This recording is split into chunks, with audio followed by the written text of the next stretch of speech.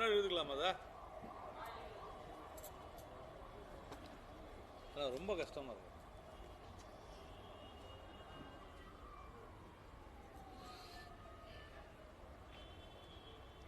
ஓகேவா, போலாமா?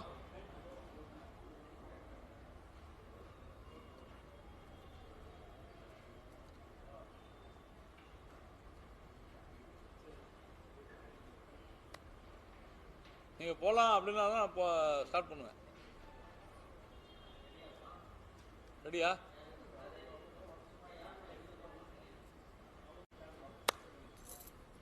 பசி எடுக்குதா? குரல் வர மாட்டேங்குது. சரி,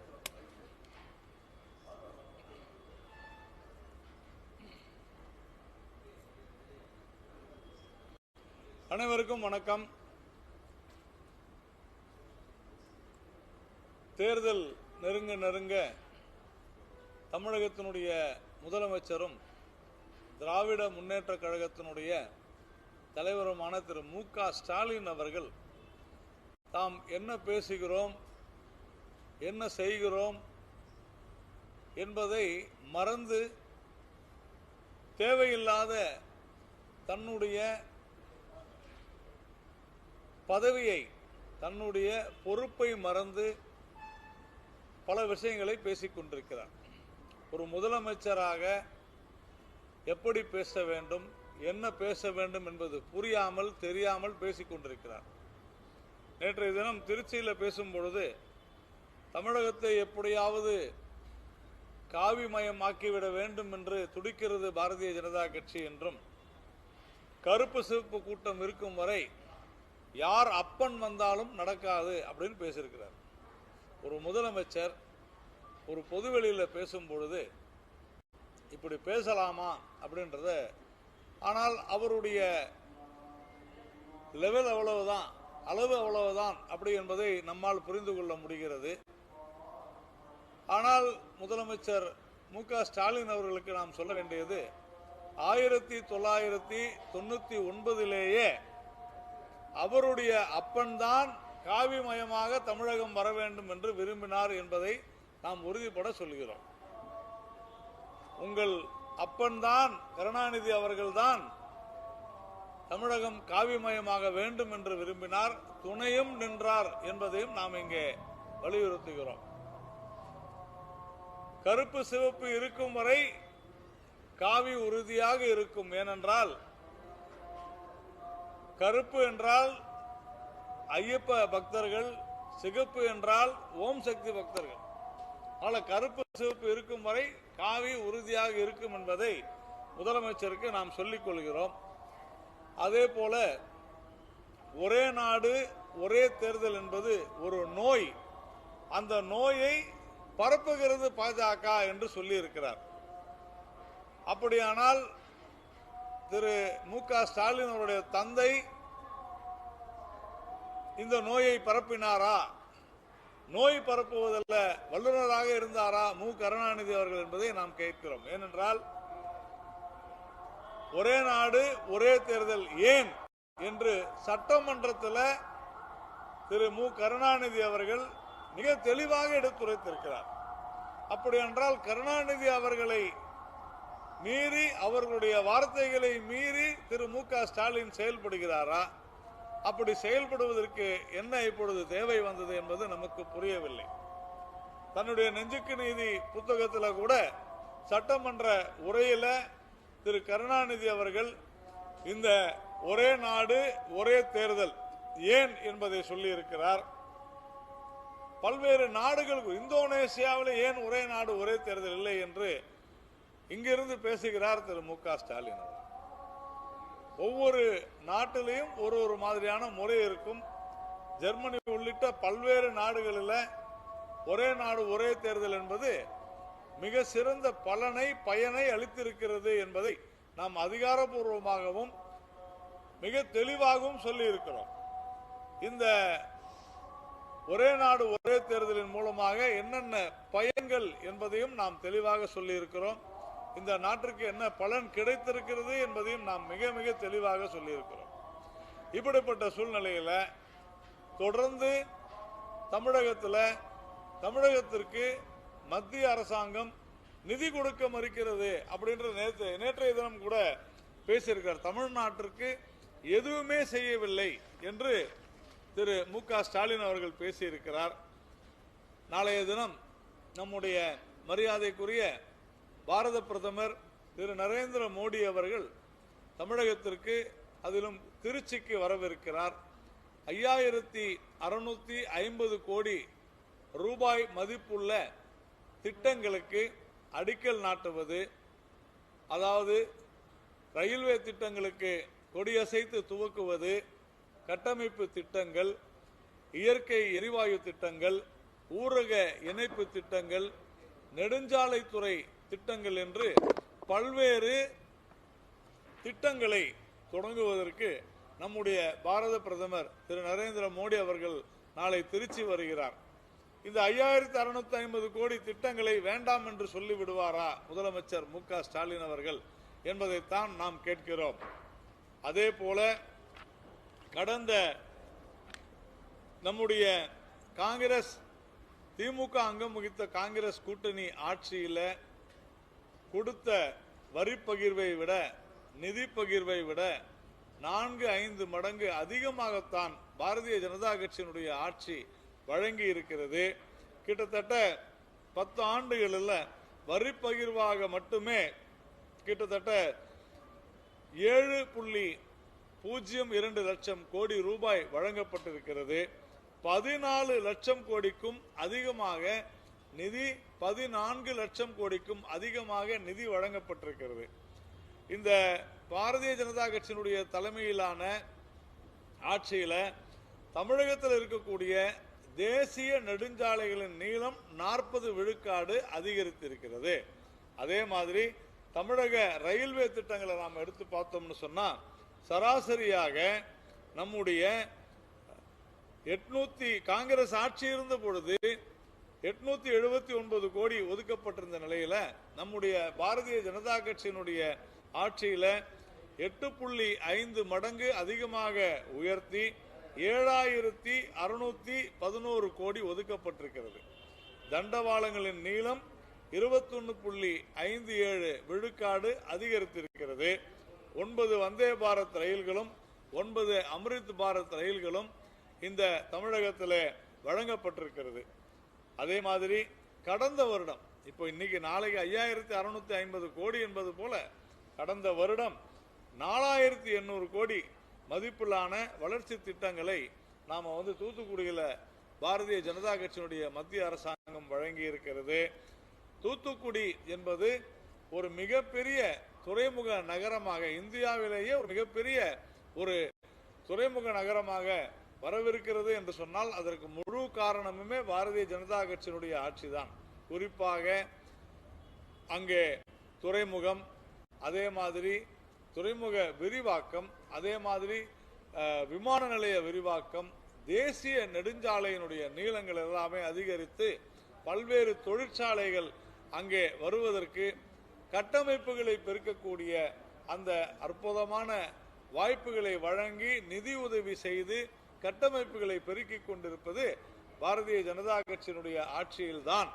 இன்றைக்கு தூத்துக்குடி ஒரு மிகப்பெரிய வர்த்தக நகரமாக ஆகப் போகிறது என்று மார்த்தட்டிக் கொள்கிறார் முதலமைச்சர் மு.க. ஸ்டாலின் அவர்கள். அதற்கு முழு காரணமுமே மத்திய அரசு தான் என்பதை திரு மு.க. ஸ்டாலின் அவர்கள் உணர வேண்டும். அதே மாதிரி மெட்ரோ பத்தி தொடர்ந்து பேசிக்கிட்டு இருக்கிறாங்க. மெட்ரோ ரயில் வேண்டும் என்று சொன்னால் அதற்காக ஒரு சில ஆவணங்களை, முறையான ஆவணங்களை கொடுக்க வேண்டிய கடமையும் பொறுப்பும் மாநில அரசாங்கத்திற்கு இருக்கிறது.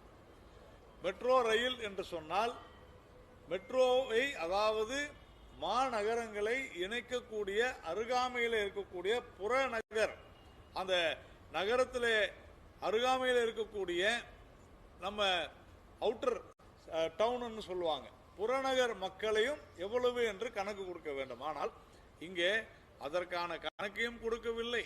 மதுரையினுடைய மக்கள் தொகை, மதுரை நகரத்தில் இருக்கக்கூடிய மக்கள் தொகையை மட்டுமே கணக்கில் எடுத்து இவ்வளவு பேர் பயனடைவார்கள் என்று சொல்லி ஒரு பொய்யான விஷயத்தை, அதாவது வேண்டும் என்றே திட்டமிட்ட ரீதியில் மெட்ரோ வேண்டாம் என்று திராவிட முன்னேற்ற கழக அரசு நினைத்ததோ என்று சந்தேகப்படக்கூடிய வகையில் இந்த அரசாங்கம் நடந்து கொண்டிருக்கிறது. அதனால மெட்ரோ ரயில் நிர்வாகமானது இதை சரி செய்து கொடுங்கள் என்று திருப்பி அனுப்பியிருக்கிறது. தவறே கிடையாது.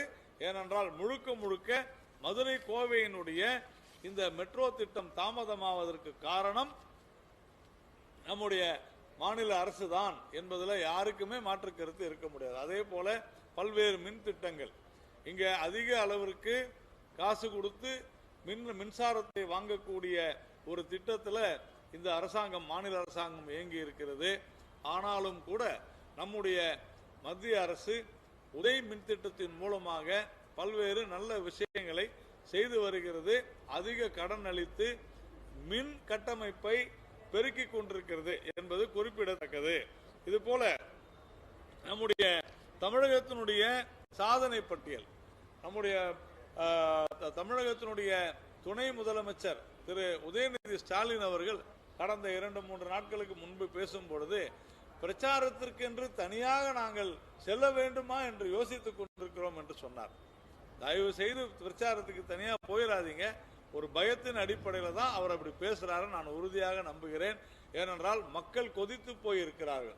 கொதித்து போய் மக்களுக்கு ஒரு 5000 ரூபாய் கொடுத்தா ஓட்டு போட்டுருவாங்களா அப்படின்னு இவர்கள் திட்டம் போட்டு நாங்கள் 5000 கொடுத்து விட்டோம் என்று 5000 கொடுத்து மக்களை ஏமாற்றி விடலாம் என்று நினைத்தால் உங்களுடைய அந்த திட்டம் உறுதியாக பலிக்காது.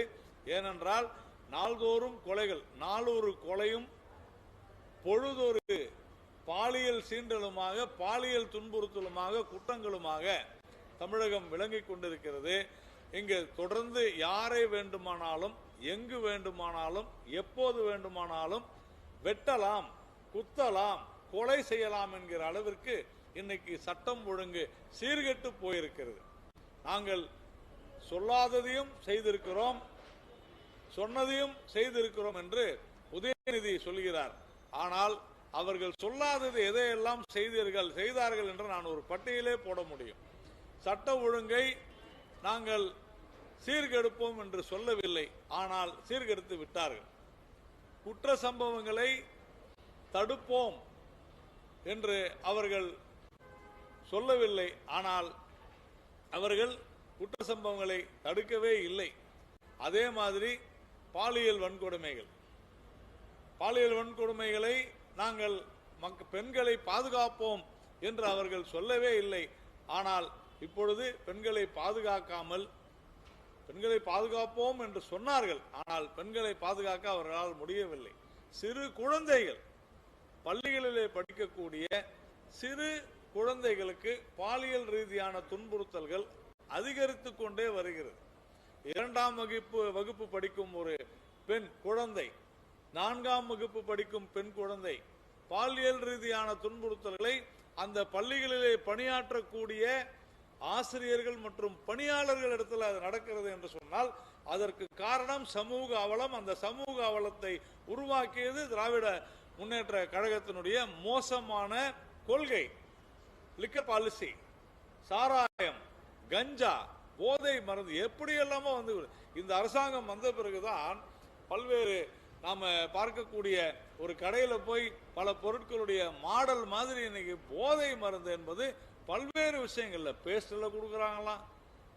எப்படி எவ்வளவு மோசமான மெத்தாபெட்டமைன் உட்பட பல எல்லாமே திராவிட முன்னேற்ற கழகத்தினுடைய பல்வேறு நிர்வாகிகள் இதில் தொடர்பு இருக்கின்றனர் என்பதை நாம் பார்க்கிறோம். கடந்த 3 நாட்கள்ல மட்டுமே பல்வேறு கொலை, கொள்ளை, பாலியல் ரீதியான துன்புறுத்தல் சம்பவங்கள் நடைபெற்றிருக்கின்றன. அதே மாதிரி லஞ்சம், ஊழல் என்று நாம் எடுத்துக்கொண்டால் எங்களுடைய மாண்புமிகு மத்திய அமைச்சர் சிவராஜ் சிங் சௌகான் அவர்கள் சமீபத்திலே வந்திருந்த போது எப்படி தமிழகத்திலே 100 நாள் வேலை வாய்ப்பு திட்டத்தில் மிகப்பெரிய ஊழலை செய்திருக்கிறார்கள் என்று தெளிவாக சொன்னார். ஒரு குடும்பத்தில் திராவிட முன்னேற்ற கழகத்தை சேர்ந்தவர்களுக்கு 5 பேருக்கு வேலை வாய்ப்பு கொடுத்ததாக பொய் சொல்லி இவர்கள் ஊழல் செய்திருக்கிறார்கள். அதே மாதிரி 100 நாள் வேலை வாய்ப்பு திட்டமாக இருந்தாலும் சரி, அதே மாதிரி மத்திய அரசாங்கத்தினுடைய திட்டம் கேட்கலாம், இது மத்திய அரசாங்க திட்டம் தானே. மத்திய அரசாங்கத்தினுடைய திட்டங்களை செயல்படுத்துவது மாநில அரசாங்கம். அப்போ இந்த மாநில அரசு அதுதான் இவங்க சொல்றாங்க எங்களுக்கு மாநில உரிமைகள் பறிக்கப்படுகிறதுன்னு. மாநில உரிமைகள் எப்படி பறிக்கப்படுதுன்னா, இவங்க ஊழலும் லஞ்சமும் செஞ்சா அதை கேள்வி கேட்டா எங்க உரிமையை தடுக்கிறீங்க, நாங்க லஞ்சம் வாங்குறதும் ஊழல் செய்யறது எங்க உரிமை, அதை தடுக்க பார்க்கிறது பாரதிய ஜனதா கட்சி அரசு என்று சொல்வதுதான் இவர்களுடைய மாநில உரிமைகள் பறிப்பு என்கிற ஒரு ஸ்லோகனாக இருக்கிறது. இது மிக மிக தவறான ஒரு விஷயம். தொடர்ந்து நீங்க விவசாயிகளுடைய கௌரவ நிதி திட்டமாகட்டும் அல்லது ஸ்வச் பாரத் என்று சொல்லப்படுகிற தூய்மை இந்தியா திட்டமாகட்டும், 100 நாள் வேலை வாய்ப்பு திட்டமாகட்டும், எல்லா விஷயத்துல அனைவருக்கும் வீடு கட்டும் திட்டமாகட்டும், எல்லா திட்டங்களிலுமே மாநில அரசு மிகப்பெரிய மோசடியை செய்திருக்கிறது. அதை சிஏஜி அறிக்கை மிக தெளிவாக சொல்கிறது. மாநில அரசு எப்படியெல்லாம் திட்டமிட்ட ரீதியில ஊழல் செய்திருக்கிறது என்பதை சிஏஜி அறிக்கை சொல்லி இருக்கிறது. இதுல ஸ்டாலின் 2.0 அப்படின்னு ஒரு ஸ்டேட்மெண்ட் கொடுக்கிறோன்னு வேற சொல்றாரு நம்முடைய முதலமைச்சர். நான் என்ன கேட்கிறேன், நீங்கள் ஸ்டாலின் 2.0 ஸ்டேட்மெண்ட் எல்லாம் இப்ப கொடுக்க வேணாங்க. ஸ்டாலின் 1.0க்கு நீங்க என்ன செஞ்சீங்க, இந்த 5 வருடங்கள்ல நீங்கள் என்ன சாதனை செய்தீர்கள் என்ற ஸ்டேட்மெண்ட் கொடுங்க. கல்வி ரீதியாக தமிழகம் முன்னேறுகிறதா என்றால் இல்லை, பொருளாதார ரீதியாக முன்னேறுகிறதா என்றால் இல்லை. ஏனென்றால் விலைவாசி இந்திய சராசரியை விட விலைவாசி தமிழ்நாட்டில் அதிகம், பணவீக்கம் அதிகம். காரணம் என்ன அப்படின்னு சொன்னா, வருவாயை நீங்கள் பெருக்கவில்லை. இந்த அளவிற்கு ஒரு பொருளாதார ரீதியாக ஒரு உற்பத்தி மாநிலம் பின்தங்கி இருக்கிறது அப்படின்னு சொன்னா தமிழ்நாடு தான். மகாராஷ்டிராவோ குஜராத்தோ அப்படி இல்லை. இந்த உற்பத்தி மாநிலம் தமிழ்நாடு மிக சிறந்த உற்பத்தி மாநிலம்.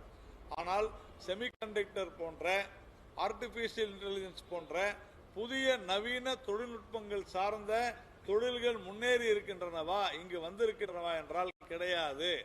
அஸ்ஸாமில் டாடா ஒரு செமிகண்டக்டர் ஆலையை துவக்குகிறாங்க. ஆனால் தமிழ்நாட்டில் அதை ஏன் ஓசூர்ல உங்களால் கொண்டு வர முடியாமல் போனது? அப்படி ஏன் முடியலன்னு கேட்டா, பிஜேபி பறிச்சுக்குச்சு அப்படின்னு ஒரு பொய்ய சொல்றாங்க. எப்படி பிஜேபி பறிக்கும்? மற்றதெல்லாம் வரும்போது இது மட்டும் ஏன் உங்களுக்கு வராது? இப்படி தொடர்ந்து தமிழ்நாட்டினுடைய தொழில் வளர்ச்சியை இவர்கள் கருத்தில் கொள்ளவில்லை. தமிழ்நாட்டினுடைய பொருளாதாரத்தை சீரழித்திருக்கிறார்கள். பெண்களுடைய பாதுகாப்பை முற்றிலுமாக மறந்து விட்டார்கள். சட்ட ஒழுங்கை சீர்கெடுத்து விட்டார்கள். குற்றங்கள் தடுக்காத வண்ணம் இருப்பதற்குத்தான் காவல்துறை. குற்றம் நடந்த பின்னர் அது குற்றத்தை கண்டுபிடிப்பு என்பது ஒரு பெரிய விஷயம் இல்லை. ஏனென்றால் குற்றம் செய்பவர்கள் கண்டிப்பாக ஏதாவது ஒரு எவிடன்ஸை விட்டுட்டு போவாங்க, கண்டுபிடிச்சிடலாம். ஆனால் காவல்துறைக்கு அதிக அதிகாரம். நானோ நீங்களோ நினைத்தால் உறுதியாக அதிகாரம் இல்லை. ஒருவரை கைது செய்வதற்கோ விசாரணை செய்வதற்கோ கூட அதிகாரம் இல்லை. காவல்துறைக்கு ஏன் அந்த அதிகாரம் கொடுக்கிறார்கள்? குற்றங்கள் நிகழாத வண்ணம் தடுப்பதற்கு. ஆனால் இப்பொழுது அது நடைபெறுகிறதா என்றால் இல்லை. குற்றங்களை தடுப்பதற்கு காவல்துறை தவறி இருக்கிறது. தமிழ்நாட்டில் சிறு குழந்தைகள் மீதான பாலியல் வன்முறைகள் பரவுவதற்கு அதிகரித்திருப்பதற்கு 3 மடங்கு அதிகரிக்கிறது. போக்சோ சட்டத்தில் 9500 போக்சோ சட்டம் பாய்ந்திருக்கிறது என்ற வழக்கு தொடுக்கப்பட்டிருக்கிறது என்று சொன்னால் 3 மடங்கு அந்த குற்றம் அதிகரிக்கிறது என்று சொன்னால் முழுமையான காரணம் இந்த சாராயமும் இந்த போதை மருந்தும் தான், போதைப் பொருளும் தான் என்பதில் மாற்று கருத்து இல்லை. இப்படிப்பட்ட சூழ்நிலையில தமிழக மக்கள் தெளிவாக இந்த ஆட்சியை அகற்றுவதில் உறுதியாக இருக்கின்றனர். அந்த திராவிட முன்னேற்ற கழகத்தினுடைய கூட்டணி எப்படியெல்லாம் திண்டாடி கொண்டிருக்கிறது என்பதை நாம் பார்க்கிறோம். இங்கு அதிமுகவை அடிமையாக்க பார்க்கிறது பிஜேபி அப்படின்னு சொல்றாரு திரு மு.க. ஸ்டாலின் அவர்கள். கம்யூனிஸ்டுகளை காசு கொடுத்து விலைக்கு வாங்கியது திராவிட முன்னேற்ற கழகம். யார் யாரை அடிமையாக்கியது? விடுதலை சிறுத்தைகள் கட்சியை தன்னுடைய சின்னத்தில் நிற்க வேண்டும் என்று வற்புறுத்தி நிற்க வைத்தது யாரு? அடிமையாக்கியது யாரு? திமுக என்பது மற்ற கட்சிகளை அடிமையாக நினைத்துக் கொண்டிருக்கக்கூடிய ஒரு கட்சி. அதனால இங்க ஆதிக்கம் செலுத்துவது இந்த திராவிட முன்னேற்ற கழக அரசு. தொடர்ந்து இங்க மற்ற கட்சிகளை தன்னுடைய கைப்பாவையாக கருதி அவர்களை அடிமைகளாக கருதி கொண்டு, காங்கிரஸ் உட்பட காங்கிரஸ் உட்பட எல்லா கட்சிகளையும் அடிமையாக கருதி கொண்டிருப்பது திராவிட முன்னேற்ற கழகம் தானே தவிர பாரதிய ஜனதா கட்சி கிடையாது. ஒவ்வொரு கட்சியும் ஒரு முடிவு எடுக்கும். திரு நிதிஷ்குமார் அவர்கள் பீகார்ல தான் மாநிலங்களவை உறுப்பினராக வேண்டும், தேசிய அரசியலில் வர வேண்டும் என்று நினைத்தால் அவருடைய சொந்த விருப்பம், அவருடைய கட்சியினுடைய விருப்பம். இதுல திமுகவுக்கு என்ன வந்துச்சு, இதுல காங்கிரசுக்கு என்ன வந்துச்சு? தொடர்ந்து இது போன்ற தவறான விஷயங்களை முதலமைச்சர் பேசுவது என்பது தன்னுடைய முகத்தை அவர் கண்ணாடியிலே பார்த்து கொள்ள வேண்டும். எப்படிப்பட்ட ஒரு மோசமான சூழ்நிலையில திராவிட முன்னேற்ற கழகம் அதன் கூட்டணியும் இருக்கிறது என்பதை அவர்கள் புரிந்து கொள்ள வேண்டும். எல்லாவற்றையும் விட ஈரான் அமெரிக்கா யுத்தத்தினால எரிவாயு பற்றாக்குறை ஏற்பட்டு விடுமோ என்கிற முன்னெச்சரிக்கை உணர்வுடன் பாரதிய ஜனதா கட்சியுடைய மத்திய அரசாங்கம் பல்வேறு நடவடிக்கைகளை தயார் நிலையில் இருக்குது, பல்வேறு நடவடிக்கைகளை எடுத்து வருகிறது, உறுதி செய்திருக்கிறது. நேற்றைய தினம் பாராளுமன்றத்தில் துறை சார்ந்த அமைச்சர் மிக தெளிவாக இந்த எரிபொருள் பற்றாக்குறை ஏற்பட்டால் என்ன செய்ய வேண்டும் என்பதை எண்ணெய் நிறுவனங்களோடு கலந்து ஆலோசித்து அவர்களுக்கு உரிய முன்னெச்சரிக்கை நடவடிக்கை ஏற்படுத்த வலியுறுத்தி இருக்கிறது. மக்கள் பதற்றம் அடையக்கூடாது. ஊடகங்களும் கூட பொறுப்புணர்வோடு செயல்பட்டு இந்த பதற்றத்தை மக்களிடையே யாரேனும் பதற்றத்தை ஏற்படுத்த நினைத்தால் கூட அதை சரி செய்து அப்படி அல்ல என்பதை சொல்லி எண்ணெய் நிறுவனங்கள் முன்னேற்பாட்டுடன் இருக்கின்றன. 90 விழுக்காட்டிற்கும் மேலாக நாம இறக்குமதி செய்கிறோம். அதனால கடல்ல பல்வேறு பிரச்சனைகள் இருக்கின்றன, கப்பல்கள் நகருவதில்லை. ஆனாலும் கூட சர்வதேச அளவில் பல்வேறு நாடுகளை தொடர்பு கொண்டு நமக்கு அந்த எரிவாயு கிடைக்கும் அளவிற்கு நாம ஒரு முன்னேற்பாடுகளை எடுத்து வருகிறோம். கூடிய காலங்களில் இந்த நிலைமை உறுதியாக சீரமையும். உலக நாடுகள் பலவற்றிலும் எரிவாயு தட்டுப்பாடு இருக்கும் பொழுது கடந்த 10 வருடங்களாக நாம மேற்கொண்டிருக்கக்கூடிய பல்வேறு ஒப்பந்தங்களின் அடிப்படையில் நமக்கு கையிருப்பு என்பது அதிகமாக இருக்கிறது. இந்தியாவில் மட்டும்தான் எரிபொருள் தட்டுப்பாடு என்பது இப்போது இல்லை. பெட்ரோல் டீசல் உட்பட எரிவாயு உட்பட தட்டுப்பாடு என்பது இப்போது இல்லை. மற்ற நாடுகளெல்லாம் பெட்ரோலினுடைய விலை மிக மிக உயர போய்கொண்டே இருக்கிறது. ஆனால் 5 வருடங்களுக்கும் மேலாக நம்முடைய நாட்டில் பெட்ரோல் டீசல் விலை ஒரே மாதிரி இருக்கிறது. இப்பொழுது கூட நம்மிடம் கையிருப்பு இருக்கிறது என்பதை நாம் தொடர்ந்து வருகிறோம். இதுல எதிர்க்கட்சிகள் வேண்டும் என்றே திட்டமிட்ட ரீதியில மக்களை பதற்றத்தை ஆழ்த்த வேண்டும் என்பதற்காக பல்வேறு அறிக்கைகளை விட்டுக் கொண்டிருக்கின்றனர். அதுல திரு மு.க. ஸ்டாலின் அவர்களும் அது போன்று கொண்டிருக்கிறார் என்பதை சொல்லி அவர்கள் நாட்டின் மீது நாட்டு மக்கள் மீது சற்றேனும் அன்பு காட்ட வேண்டும் என்பதைத்தான் நாம் சொல்கிறோம். உங்களுக்கு எதாவது கேட்கணும்னா கேளுங்க, இல்லைன்னா முடிச்சு. ஓவரா. தேங்க்ஸ்.